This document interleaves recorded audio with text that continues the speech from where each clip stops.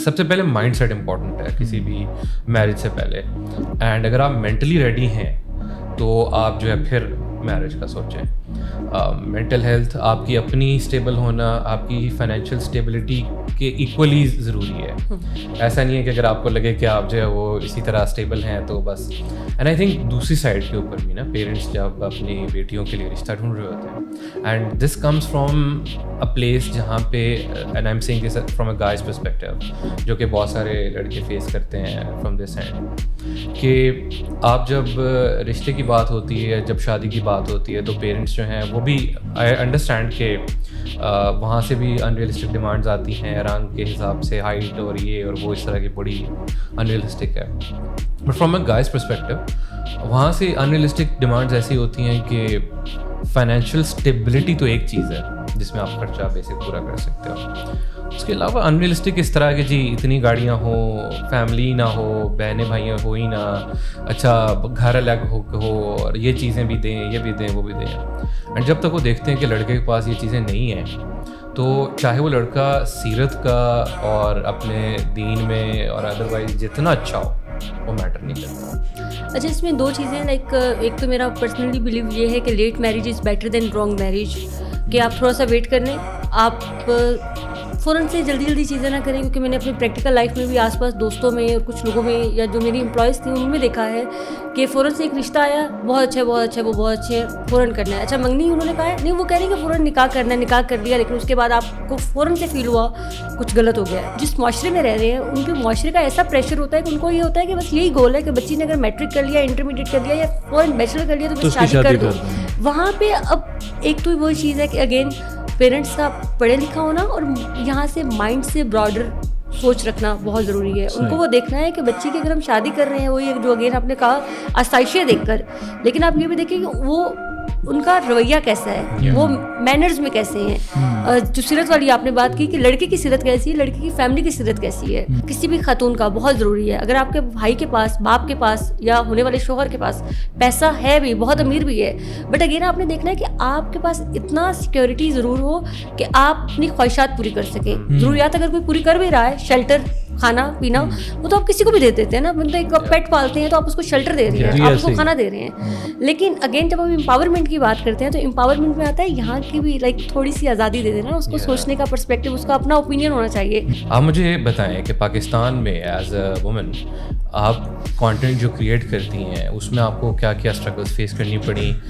घर से उसमें कितनी सपोर्ट थी, और क्या ये एक ऐसी लुक्रेटिव चीज़ है जो कि आप इनकरेज करेंगी कि और ख़वातीन जो है पाकिस्तान में वो करें, और उसको कैसे लेके चलें, थोड़ा सा इसके बारे में। अच्छा, इसमें मैं दो चीज़ें बताऊंगी, एक तो अपना एक्सपीरियंस और सेकंड ये कि बहुत सारे मसाइल जिनके और लोगों के हैं उनके हवाले से वो किस तरह से टैकल कर सकते हैं या उनको क्या क्या मसाइल दरपेश हो सकते हैं। तो मेरे हवाले से ये कि मैं शुरू से ही डेक्लेमेशन, डिबेट्स और रेडियो से मुंसलिक थी, तो मुझे ऐसा इतना प्रॉब्लम नहीं हुआ, बिकॉज न्यूज़पेपर में या पिक्चर कहीं ना कहीं सोशल मीडिया पे लगा देता था। लेकिन ये कि पिक्चर वाला होता है ना कि अच्छा पता नहीं फैमिली क्या सोचेगी, अच्छा पिक्चर पता नहीं कहाँ चली जाएगी, क्या हो जाएगा, कुछ ना कुछ तो गड़बड़ है। बट लेकिन फिर मुझे समझ आया कि नहीं, जब आपको पब्लिक प्लेटफॉर्म्स पे रहना है और आपको पब्लिक फिगर बनना है स्पेशली, या कुछ आप एक्स्ट्रा ऑर्डिनरी अचीव करना चाहते हैं, तो फिर XYZ से फर्क नहीं पड़ता। हाँ, मुश्किलात आती हैं, मसाइल होते हैं, और अगेन जो नहीं शो करना चाहते ये उनकी अपनी मर्जी, एंड आई रिस्पेक्ट दैट, ये उनका अपना एक डिसीजन है। अब जो खवातीन और बच्चियां जिनको मैं रिक्वेस्ट करती हूँ या कहती हूँ, जिनका मैं कहती हूँ कि आप घर से बैठकर काम कर सकती हैं, वो कैसे कर सकती हैं। अगर कोई अपना चेहरा नहीं दिखाना चाहता, फेस नहीं दिखाना चाहता, नो इशू एट ऑल।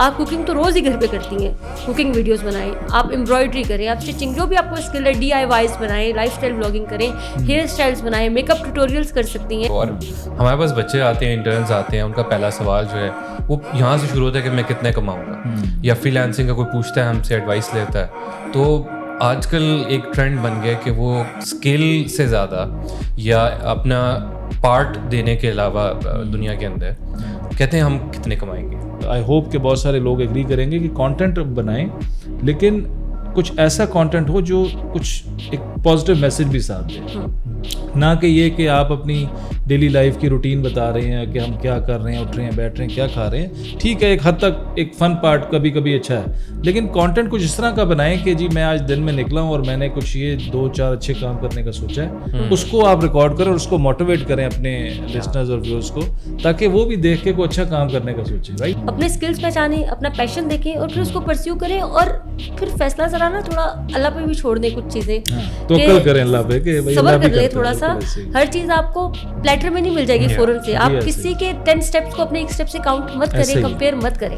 हर बड़ा काम जीरो से शुरू होता है और बिल्कुल। फिर जीरो से आगे जाता है। ऐसा है कि यूएस में आपके जो क्लाइंट, लाइक फॉर एग्जांपल आपका कोई प्रोजेक्ट आप डिलीवर करते हैं 7 दिन में, और 7 दिन के आपने रखे हुए हैं कि मैंने $150 चार्ज करूंगा, लेकिन अब मुझे कोई क्लाइंट को कोई इमरजेंसी काम है और वो No, आपसे that's कह a- रहा है कि 3 that's दिन a- में डिलीवर करें, Yeah. तो आप बड़े आराम से कहते हैं कि ठीक है मैं आपको अपनी सर्विसेज दे रहा हूँ, लेकिन यही सर्विसेज आपको फिर $300 में मिलेंगी, and client will pay happily they understand because उनको timely this is a massive amount यार, 300 या $250 रुपीस एक सीवी बनाने का, इट्स अ वेरी मैंने एक्चुअली Respectable देखा है amount, फ्रीलांसर प्लेटफॉर्म्स पे कि फॉर एग्जांपल यहाँ की जो मार्केट है फ्रीलांसिंग की, वो डिफरेंट है लोकल। अगर आप वहाँ पे कोई एक्स्ट्रा टास्क करते हो, फॉर एग्जांपल मैंने कुछ सर्विसेज ली फ्रीलांसिंग की, तो एक वहाँ पे प्रोवाइडर था और वो बहुत अकोमोडेटिंग था कि मैंने उसको कहा कि उसने कस्टम पैकेज भेजा।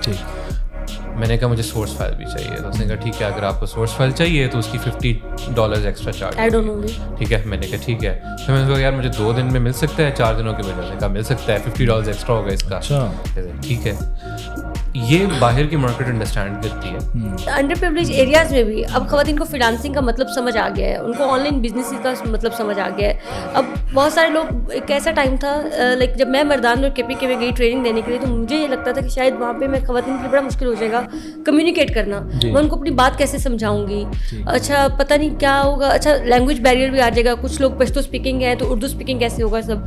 लेकिन मैं देख के हैरान हुई कि 150 खवातीन थी और अच्छी यूनिवर्सिटी से पढ़ी हुई, और वो ऑनलाइन अपना कोई ना कोई काम रन कर रही थी, जो उनके पास स्किल्स थे, जैसे एम्ब्रॉयडरी, क्रोशिया, कुछ पोइट्री बनाना, पेंटिंग करना और इस तरह की चीज़ें, वो अपनी प्रोडक्ट साथ लाई हुई थी। इशू सिर्फ ये था कि उनको कोई गाइड करने वाला नहीं कि आपने प्राइसिंग स्ट्रेटजी क्या रखनी है। इशू सिर्फ ये था कि उनको ये कोई गाइड करने वाला नहीं कि फेसबुक पे आप अपना ऐड किस तरह से रन करती हैं, इंस्टाग्राम पे रन किस तरह कर सकती हैं। वर्ड ऑफ माउथ मार्केटिंग तो आप कर ही रही हैं, लेकिन वो स्पेसिफिक लोकेशन में है। तो वो जब हमने उनको ट्रेनिंग्स दी, now they are running their business successfully. Content filter इंसान करता है अपने माइंडसेट के हिसाब से। लाइक बहुत सारे लोग एतराज़ करते हैं कि इस तरह के ड्रामाज बन रहे हैं, इस तरह के मॉर्निंग शोज आ रहे हैं, या इस तरह की रेटिंग इसलिए इन फलां चीज़ों पे आती है। तो वो क्यों आती है? क्योंकि उसकी ऑडियंस एक डिफरेंट है, लोग देखना चाहते हैं। जब लोग वो कंटेंट देखेंगे तो मीडिया आपको वही प्रोवाइड करेगा।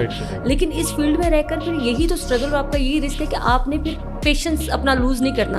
आपने बड़े तरीके से आहिस्ता आहिस्ता एक जर्नी स्टार्ट करनी है। तो अब फ्रीलांसिंग में क्या क्या आ जाता है, सिर्फ यूट्यूब ही नहीं आता कि आपने सिर्फ यूट्यूब से कमाना है, कैमरा पकड़ा, व्लॉगिंग की और उससे अर्निंग आना शुरू होगी।